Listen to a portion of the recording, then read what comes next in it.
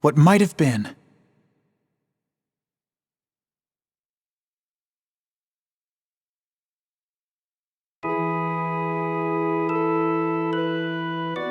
So this is Selphia. Now then, I'd best head to the castle. My name is Arthur. Word arrived at the capital requesting an overseer for a certain castle. I was sent. Must the prince himself go? Some voiced this concern, but I would much rather keep such an entertaining duty for myself. Lady Ventiswill herself resides here. Something amusing is sure to happen. Selphia is not ruled by the king, but by the benevolent dragon Ventiswill. Because of that, its relationship with the royal family has been somewhat complicated. The castle gate is certainly impressive. Many of the castle's features are quite sizable, in fact. Perhaps to allow Lady Ventiswill easy passage? In that case, carts should also find it easy to pass through the doors. Very handy. While pondering this, I walked in and was greeted by an elderly butler. Ah, I presume you are the Lord Prince Lady Ventiswill spoke of? He called himself Volcanon. That I am, sir. I requested an audience with Lady Ventiswill and inquired about the state of the castle's affairs. The lady was as kind and gracious as the rumors had said, and even more dignified. The light shining through the ceiling above gave her a radiant, divine even, beauty. I see. With your wings, you can come and go freely without needing the gate. I nodded to myself in satisfaction, having solved the puzzle of Lady Ventiswill's movements. We went through the formalities of my official appointment, and I was shown to my rooms. This way, if you please, Lord Arthur. The rooms were comfortable, equipped with a desk, bed, and other necessities. I requested various records I would need, then sat to look over the documents I had brought. The head butler here is quite competent. So few staff means some things have gone undone. But it is remarkable how much they have accomplished with such small numbers.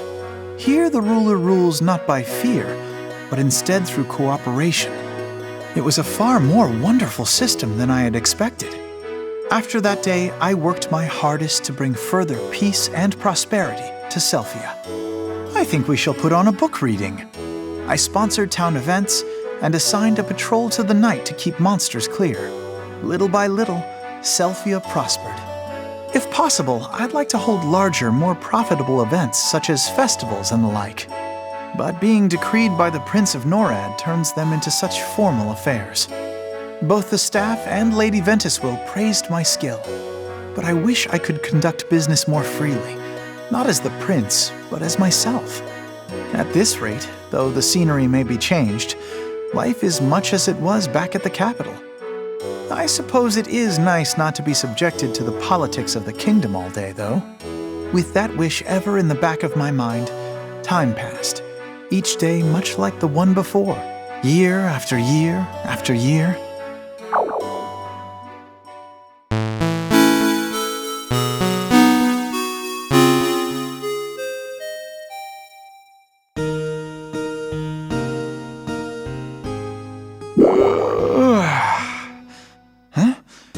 Where am I? Wasn't I in the middle of something? Something tedious, and my mind was still fuzzy, but I forced myself to take stock of the situation. It seemed I had fallen asleep without realizing it. Slowly, I looked around. There was a person very close to me, singing softly. Hearing those gentle words filled me with a curious nostalgia. A moment later, the person smiled down at me and began stroking my hair.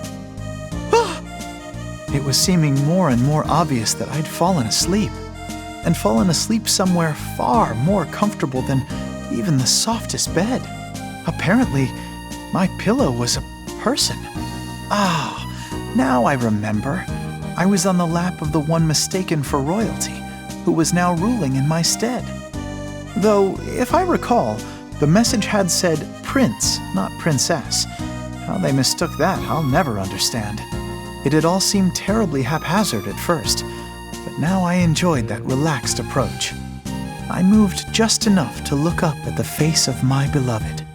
Realizing I was awake, she startled and exclaimed, It's not what you think.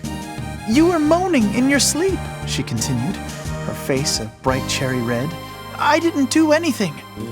The way she told it had been so loud she'd heard me from out in the hall.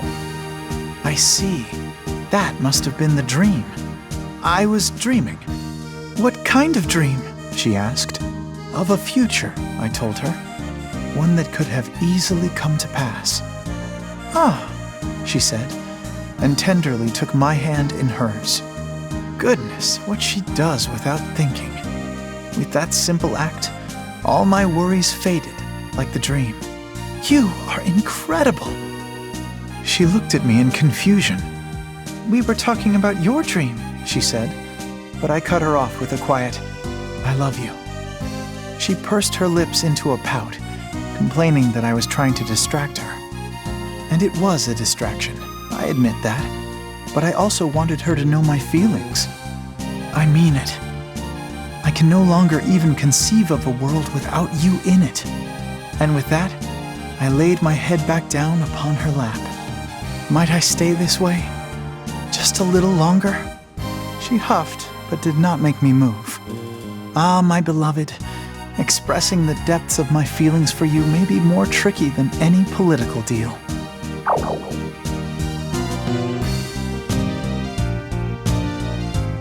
The end.